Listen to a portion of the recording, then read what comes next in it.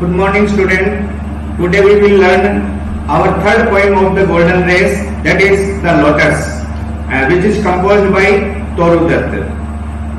Toru Dutt is a well-known poet of India whose contribution is Indian writing is English immemorable.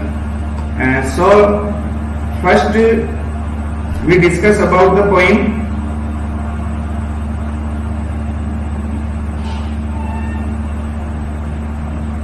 Composer is Toru Dutt. It is Indian poet. Now we will discuss about the poem.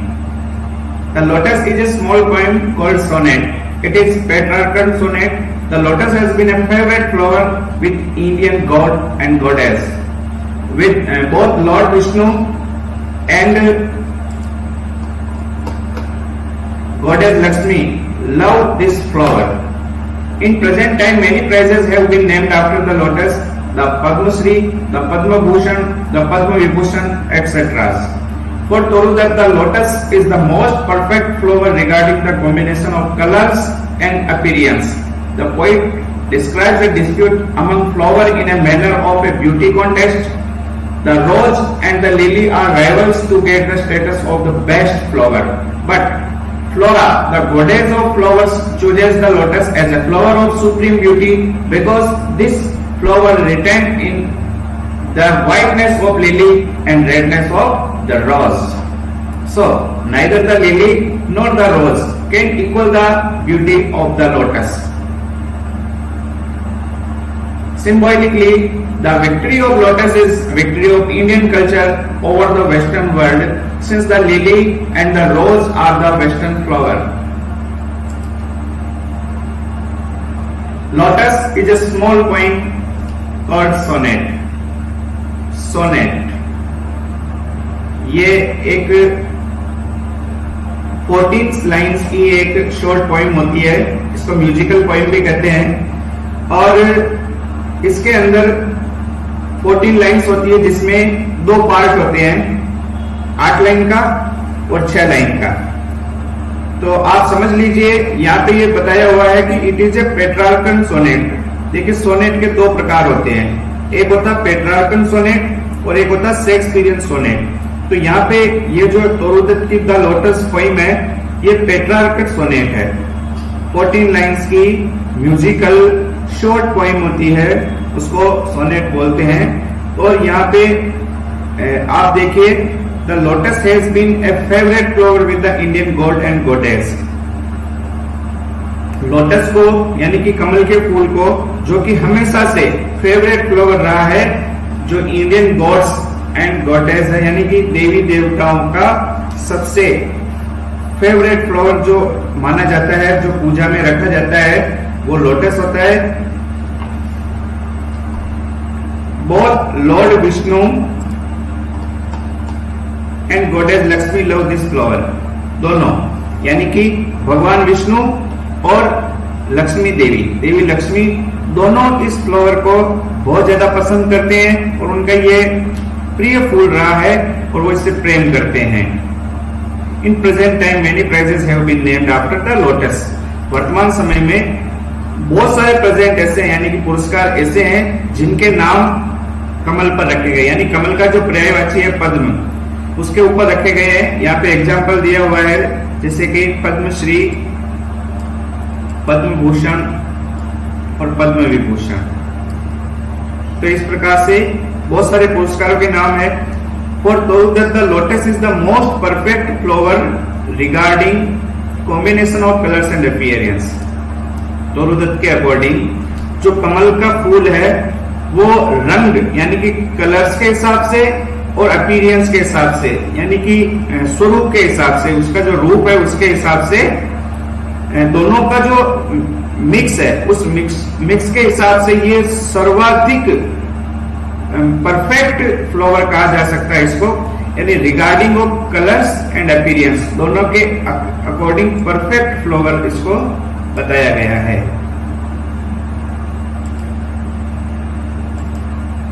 आगे देखिए, the poet describes a dispute among flowers in the manner of beauty contest. तरोदत्त यहाँ पे विभिन्न जो फूल है इनके यानी among flower के बीच में जो डिस्प्यूट है, प्रतिस्पर्धा या विवाद, ये विवाद के बारे में का वर्णन कर रहा है, जैसे एक सौंदर्य प्रतियोगिता के रूप में किस प्रकार से उनके बीच में विवाद होता है, उस बात का ये वर्णन किया जा रहा है। Next, the rose and lily are rivals to get the status of best flower. तो एक तो है रोज और दूसरा है लिली, यानी कि दोनों फूलों के बीच में सर्वश्रेष्ठ फूल का सम्मान पाने के लिए प्रतिद्वंद्विता होती है। यानी कि गुलाब का फूल और लिली कहते हैं कुमुदनी का फूल, दोनों के बीच में श्रेष्ठ फूल का सम्मान पाने के लिए एक प्रतिस्पर्धा होती है। बट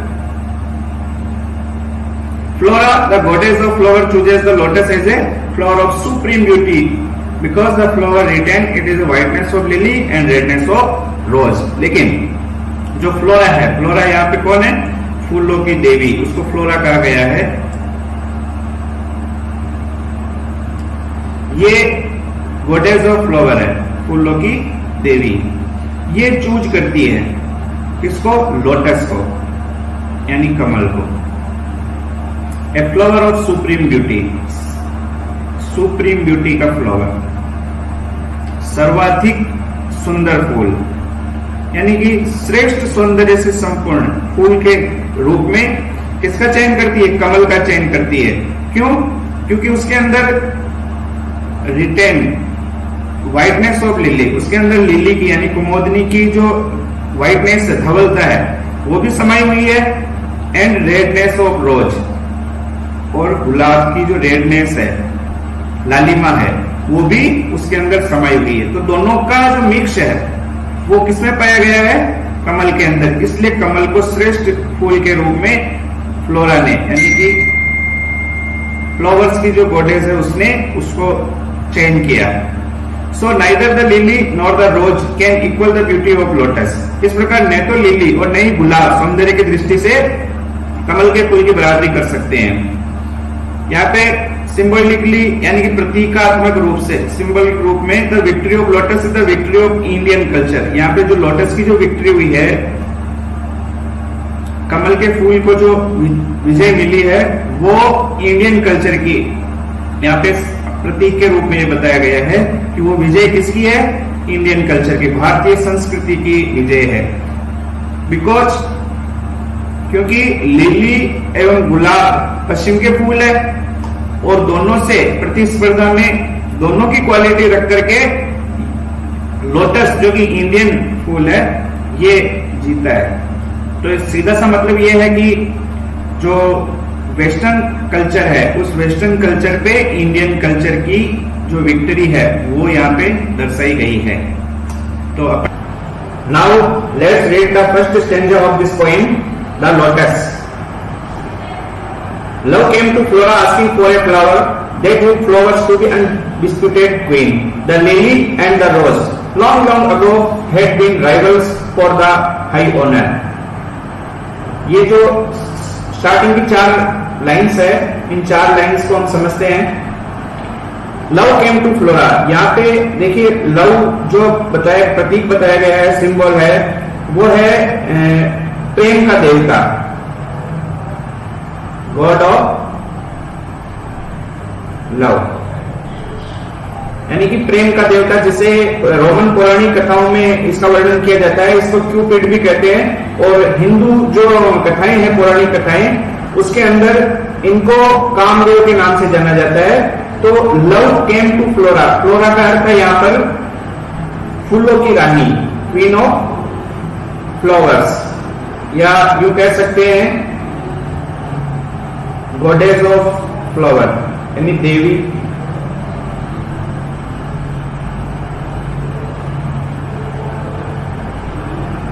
फूलों की देवी, गॉडेस ऑफ फ्लावर।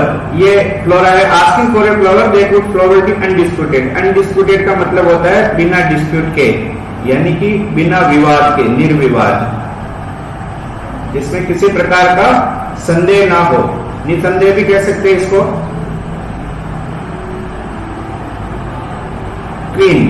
यहाँ पे क्वीन का मतलब हो गया ताज, यानी कि श्रेष्ठ जो हो सकता है अपनी खूबसूरती के कारण फूलों में श्रेष्ठ यानी सर्वश्रेष्ठ जो ताज होता है उसके लिए।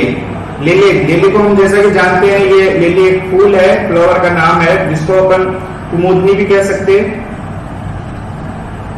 ये व्हाइट रंग का फूल होता है, कुमुदनी का फूल। और रोज, गुलाब, दो फूलों की राइवल्स के बारे में बताया गया है। लॉन्ग लॉन्ग, लॉन्ग लॉन्ग यानी बहुत लंबे समय से, काफी लंबे समय से या बहुत समय से।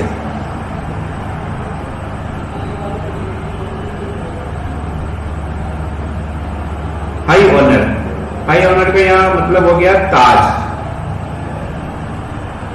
यानी कि श्रेष्ठ सम्मान, सर्वश्रेष्ठ, सर्वश्रेष्ठ सम्मान भी कह सकते हैं। खिताब कह लो इसको, जो खिताब मिलता है हाई ऑनर, ये हो सकता है। तो चलिए इसको अपन समझ लेते हैं।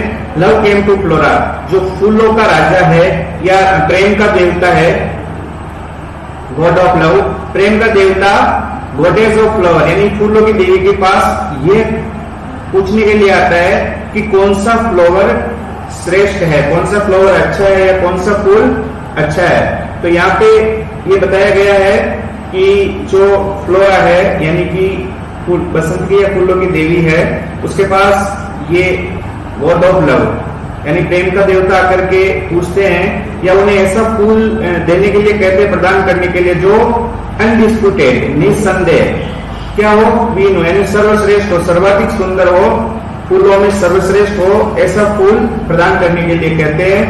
और जब ये डिस्प्यूट इनके बीच में शुरू हुआ तो द लिली एंड द रोज यानी कि दो फूलों के बीच में, लिली और गुलाब के फूलों के बीच में किस बात का डिस्प्यूट था, सर्वश्रेष्ठ फूल का खिताब पाने का। यानी कि बड़े लंबे समय से दोनों के बीच में ये राइवल्स थे। राइवल्स कहते हैं प्रतिद्वंदी, राइवल्स हो गया प्रतिद्वंदी, कंपेटिटर। तो वो कंपेटिटर थे किस बात के लिए, हाई ऑनर पाने के लिए, यानी कि श्रेष्ठ सम्मान पाने के लिए बहुत लंबे समय से वो एक दूसरे के प्रतिद्वंदी रहे हैं, अच्छे फूल के बारे में, श्रेष्ठ फूल के बारे में। अब नेक्स्ट 4 लाइन को रीड करते हैं। Parts of power had sung their claims, the rose can never tower like the pale lily with her Juno mind, but is the lily lovelier? देखिए ये जो नेक्स्ट स्टेंज है अपनी 4 लाइन का, इसके मीनिंग्स अपन देख लेते हैं। यहाँ पे है birds of power. Birds of power का अर्थ है विख्यात कविगण, यानी कि जो कवि लोग होते हैं जो किसी की महिमा गाते हैं, वो उन कवियों के बारे में यहाँ पे कहा गया है कि वो किस प्रकार से इन फूलों को देखते हैं, इनका वर्णन करते हैं। तो बार्ड्स ऑफ पावर का मतलब हो गया विख्यात कविगण, प्रसिद्ध कवि।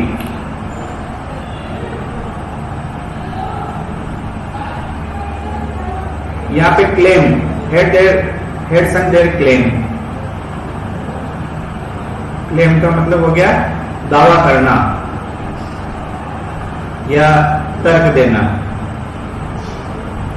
क्लेम टावर, टावर का मतलब सीधा खड़ा रहने वाला, जैसा कि हम जानते हैं टावर हम बोलते हैं सीधा खड़ा रहने वाला।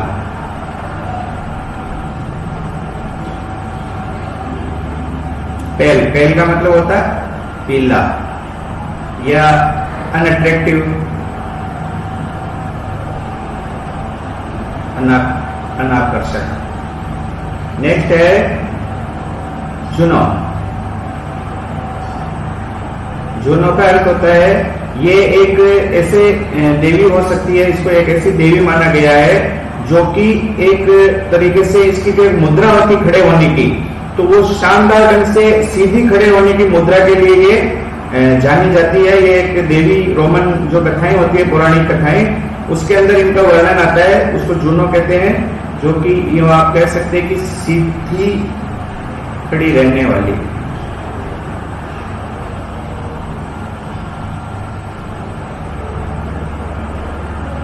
और मीन। मीन का मतलब होता है हाव भाव, पोस्चर।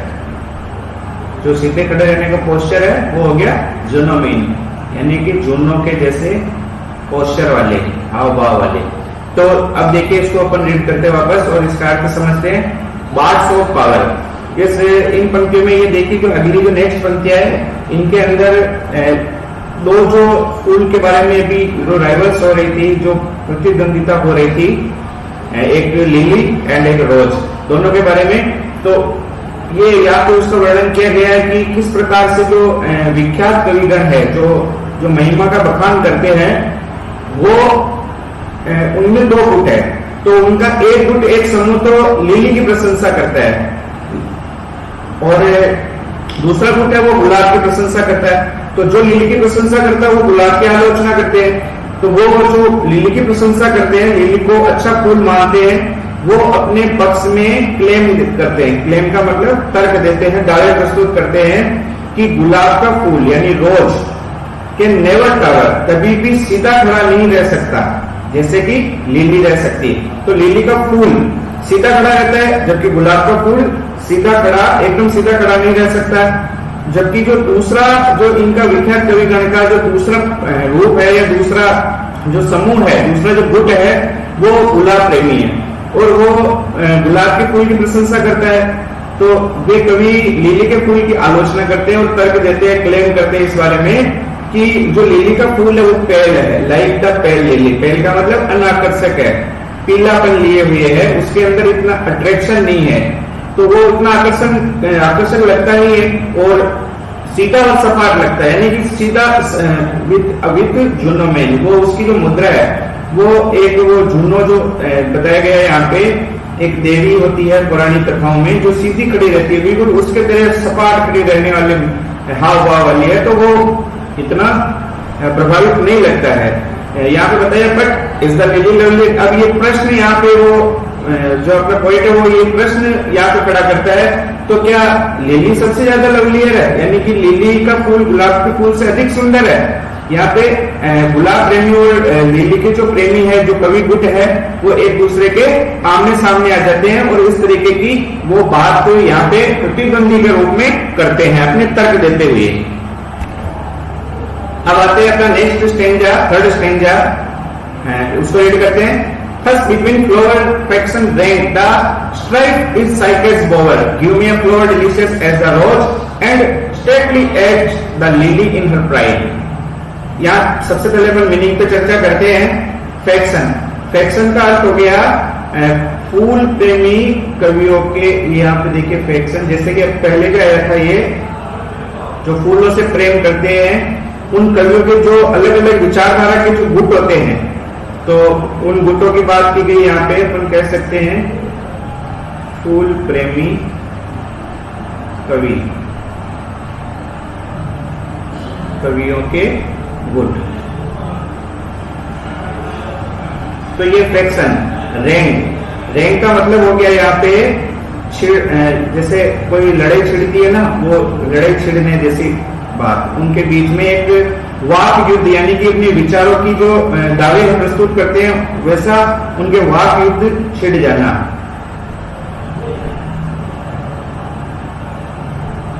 छिड़ गया।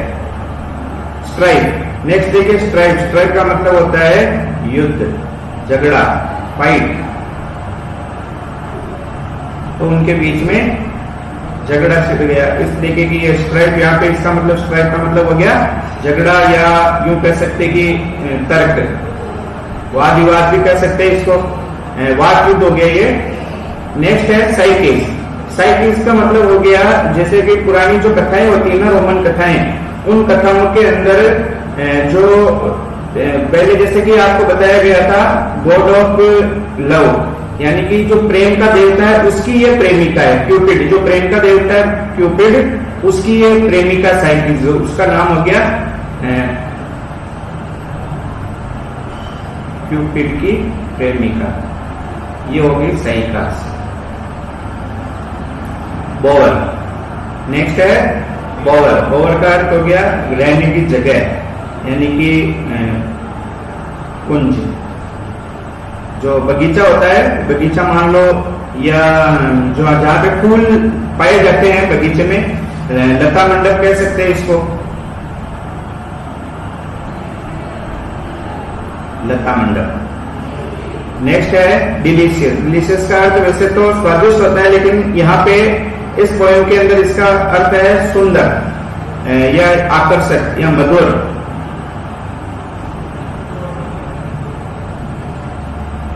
मधुर is the rose and stately.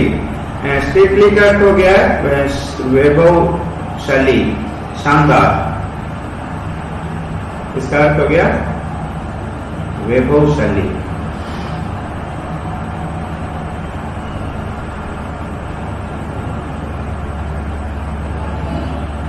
And as the lily in her pride. Pride का अर्थ हो गया स्वाभिमान, गर्व की भावना।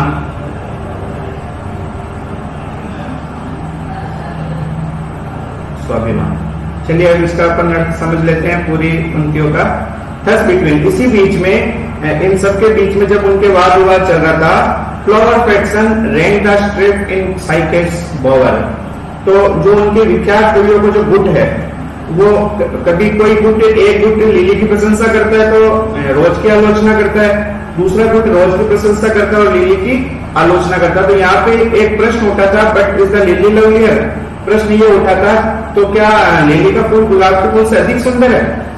तो गुलाब प्रेमी जो हुए हैं फैक्शन रैंक, फ्लावर प्रेमी, यानी ये अपने जो फूलों के जो प्रेमी होते हैं, तो उनमें दो गुट थे, गुलाब प्रेमी और लिली के प्रेमी। दोनों गुट एक दूसरे के आमने सामने आ जाते हैं और दोनों गुट एक दूसरे पे वाद विवाद शुरू कर देते। फैक्शन रैंक, झगड़ा शुरू कर देते, वाद विवाद शुरू कर देते। और इस बीच में जो क्यूपिड की प्रेमिका है, यानी साइके, उसका नाम बताया गया है यहाँ पे साइके। तो साइके पौधों के और वृक्षों के जो शीतल छाव है, यहाँ पे ये बोवर जो कहा गया है, यह है लता मंडप यानी कुंज। तो उसकी जो शीतल छाव है, उसमें अपनी अपनी जो फूल है उसकी श्रेष्ठता को सिद्ध करने के लिए डट जाते हैं, एक दूसरे के आमने सामने आ जाते हैं, वो एक दूसरे पे तर्क रखते हैं, इस प्रकार के दावे प्रस्तुत करते हैं कि वो अपनी बात पे अडिग हो जाते हैं, उसके ऊपर वो डट जाते हैं।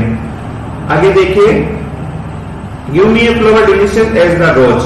तो यहाँ पे दोनों के बीच में, यानी प्रेम के देवता और फूलों की देवी, यानी कि लव और फ्लोरा, दोनों के बीच में जो बातचीत हो रही है, तो लव फ्लोरा से एक सुंदर फूल देने की बात करता है। तो यहाँ पे जब दोनों के कवियों के गुटों के बीच में एक दूसरे में वाद विवाद होता है, तो फिर दोनों के बीच में ये जो वो ये कहते हैं, मुझे एक ऐसा फूल दो जो डिलीशियस हो, यानी कि मधुर हो, सुंदर हो, किसके जैसा? एज द रोज, गुलाब के जैसा। And stately as the lily in her pride, और बिल्कुल वैभवशाली हो, जो दिखने में अपनी वैभव लिए हुए हो, या यूं कह सकते हैं कि उसके अंदर इस तरीके का विशिष्टता हो, कोई इस तरीके की शानदार लगने वाला हो, ऐसा फूल जो स्वाभिमान का प्रतीक हो, वो मुझे दीजिए। यानी कि दोनों चीजें उसने, दोनों जो क्वालिटी है, दोनों क्वालिटी की बात की, यानी कि डिलीशियस हो, यानी मधुर हो, किसके जैसे? गुलाब के जैसे, और स्वाभिमान से युक्त वैभवशाली लगने वाला, स्वाभिमान से युक्त वैभवशाली लिली के जैसा, ऐसा फूल मुझे चाहिए। यानी कि दोनों की क्वालिटी होनी चाहिए। नेक्स्ट और लास्ट स्टेंजा है अपना, but of what colour? Rose red, love first choose, then prayed no, lily white, or both provide, and Flora gave the lotus, rose red dyed, and lily white the queenliest flower that blows. देखिए, सबसे पहले अपन meaning की बात करते हैं। Provide का मतलब होता है उपलब्ध होना, डाइड यानी रंगा हुआ,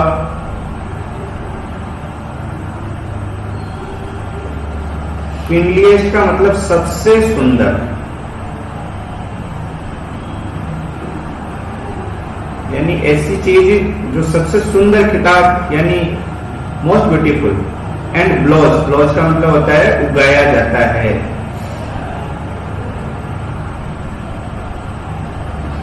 यहाँ पे ब्लोज का अर्थ हो गया उगाया जाता है या खिलता है भी लिख सकते हैं, जिसे विशेष रूप से उगाया जाता है या जो खिलता है।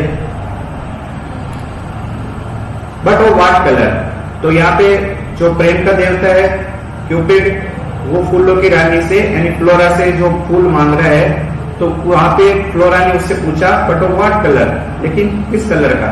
उसने कहा कि मेरे को ऐसा फूल चाहिए जो रोज के जैसा डिलीशियस हो, यानी आकर्षक हो, सुंदर हो, मधुर हो, and stately as the lily in her pride, और स्वाभिमान के रूप में जो उसका जो लुक है, आकर्षण है, वो लिली के जैसा हो, खिलने वाला। तो दोनों का मिक्स जो है वो उसकी डिमांड थी, इस तरीके का फूल चाहिए जो रोज की क्वालिटी भी रखता है और लिली की क्वालिटी। तो फिर उसने फ्लोरा ने उससे पूछा कि बट व्हाट कलर, किस कलर में चाहिए तुमको ये।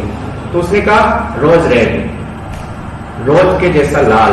लव फर्स्ट चूज, लव ने सबसे पहले उसको चूज किया, यानी कि प्रेम के देवता ने सबसे पहले क्या चूज किया, रोज रेड, यानी कि रोज के जैसा लाल कलर। देन रेड, लेकिन उसके बाद उसने प्रार्थना की नो लिली व्हाइट, लिली के जैसा व्हाइट, यानी कि रेड, पहले उसने रेड मांगा, उसके बाद उसने व्हाइट कलर का मांगा। फिर उसने कहा और बोथ प्रोवाइड, यदि उपलब्ध हो तो दोनों, यानी दोनों कलर रेड और white. And flora gave the lotus, उसके बाद फ्लोरा ने उसको क्या दिया, लोटस, कमल दिया। दोनों फूलों की मिश्रण, दोनों फूलों की क्वालिटी का मिश्रण फ्लोरा ने उसको लोटस दिया, यानी कि कमल दिया। रोज रेड डाइड, जो कि कलर में रोज के जैसा लाल रंग लिए हुए रंगा हुआ, एंड लिली व्हाइट, और लिली के जैसा व्हाइट कलर लिए, यानी उसके अंदर, लोटस के अंदर दोनों कलर होते हैं। उसकी सुंदरता जो होती है वो दोनों कलर्स के कारण होते हैं। द क्वीनलीस्ट फ्लावर दैट ग्लोज, ये सबसे सुंदर फ्लावर होता है और उसकी सुंदरता के कारण ही उसको उगाया जाता है, या वो अपनी सुंदरता के कारण ही खिलता है। तो यहाँ पे तरुदत्त ने दोनों फूलों का जो मिश्रण है, दोनों फूलों का जो कॉम्बिनेशन है, वो कॉम्बिनेशन किसको बताया है, कमल के फूल को, और कमल के फूल को प्रतीक दिया है इंडियन कल्चर का, यानी कि ये इंडिया में होता है। और दोनों जो फूल है रोज और लिली, इनको वेस्टर्न कल्चर बताया है।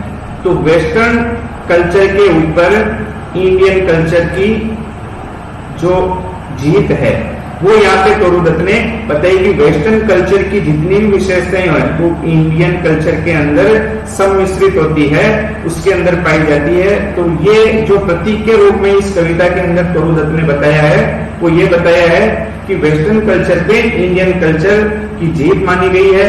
और जो रोज रेड और लिली व्हाइट दोनों के मिश्रण के रूप में लोटस को उसने सबसे अच्छा और सबसे सुंदर खूबसूरत फूल का खिताब दिया है, और जो प्रेम का देवता है उसको सबसे अधिक पसंद लोटस आया है, तो उसके डिमांड के अनुसार। तो यहाँ पे ये अपनी जो पोएम है तरुदत्त की, इसको आप अच्छी तरीके से वापस रीड करके इसको समझ लेंगे। और इसका जो एक्सप्लेनेशन आता है, उस एक्सप्लेनेशन में आप सबसे पहले रेफरेंस, उसके बाद कॉन्टेक्स्ट और एक्सप्लेनेशन, जो तीन अपने पार्ट होते हैं, तीनों पार्ट में इसको आप अच्छी तरीके से समझ के इसका यूज कर सकते हैं। रेफरेंस के अंदर आपको ये बताना है कि ये पोएम कौन से लेसन से ली गई है और इसके कंपोजर कौन है। तो ये एक सिंपल सी लैंग्वेज होती है, यू कह सकते हैं upon the above stanza has been taken from the poem the lotus which is composed bye तरुदत्त। और कॉन्टेक्स्ट के अंदर जो इस स्टेंजे के जो स्टेंजा आपको दिए गए, उस स्टेंजे के अंदर जो उसके मूल भाव है वो आपको एक या दो लाइन के अंदर लिखना पड़ता है। और एक्सप्लेनेशन में आपको उन चारों स्टेंजा, जो भी पूरा स्टेंजा दिया हो, 4 लाइन का हो चाहे 6 लाइन का हो, उस स्टेंजे के बारे में पूरी तरीके से खोल करके एक्सप्लेन करना पड़ता है। और फिर आप इसकी क्वालिटी लिख सकते हैं, सोनेट किससे कह सकते हैं, कैसे कहते हैं, वो सोनेट के बारे में आप उसके एक्सप्लेनेशन के बाद लिख सकते हैं। ये 14 लाइन्स की एक म्यूजिकल पोएम होती है, और इसके अंदर विशेषतः जो प्रेम होता है, प्रेम की विषय वस्तु रहती है, इसकी जो थीम होती है वो सामान्यतः जनरली लव की होती है, प्रेम की होती है। इसकी जो स्टार्टिंग की जो 8 लाइन्स होती है, उस 8 लाइन्स को ऑक्टेव कहा जाता है, और बाकी की जो शेष 6 लाइनें होती है, उन 6 लाइनों को सेस्टेट कहा जाता है। और ये 2 प्रकार के जो सोनेट होते हैं, उसमें से जो ये सोनेट है शेक्सपियरियन सोनेट होता है, एक तो और दूसरा जो सोनेट होता है वो दूसरी तरीके का, यानी कि पेट्रार्कन जो सोनेट होता है। तो यहाँ पे ये तुरुदत्त का जो सोनेट है 14 लाइंस की जो म्यूजिकल पोइम है, ये शॉर्ट पोइम कहलाती है। और यहाँ पे पेट्रार्कन सोनेट का ये बहुत अच्छा उदाहरण यहाँ पे दिया गया है। तो आप इन सारी चीजों को एक्सप्लेनेशन के बाद आप उसको लिख सकते हैं, इससे आप बहुत अच्छे मार्क्स प्राप्त कर सकते हैं। Thank you very much.